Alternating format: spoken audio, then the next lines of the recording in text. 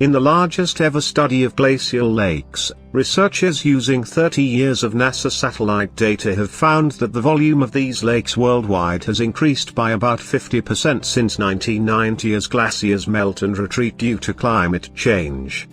The findings, published in the journal Nature Climate Change, will aid researchers assessing the potential hazards to communities downstream of these often unstable lakes and help improve the accuracy of sea level rise estimates by advancing our understanding of how glacial meltwater is transported to the oceans.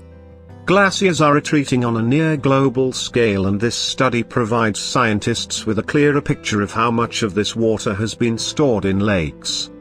We have known that not all meltwater is making it into the oceans immediately, but until now there were no data to estimate how much was being stored in lakes or groundwater. The study estimates current glacial lake volumes total about 37.4 cubic miles of water, the equivalent of about 1/3 the volume of Lake Erie.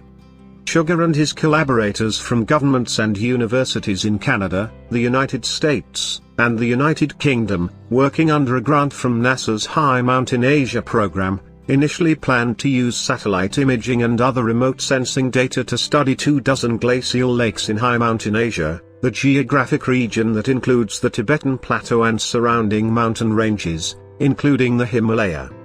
The team ultimately analyzed more than 250,000 scenes from the Landsat satellite missions, a joint NASA/US Geological Survey program. A decade ago it would not have been possible to process and analyze this volume of data. The team looked at the data in 5 time steps beginning with 1990 to examine all the glaciated regions of the world except Antarctica and analyze how glacial lakes changed over that period. Sugar points out that while water from melting glaciers stored in glacial lakes is a relatively small contributor to overall sea level rise, it can have a major impact on mountain communities downstream of these glacial lakes.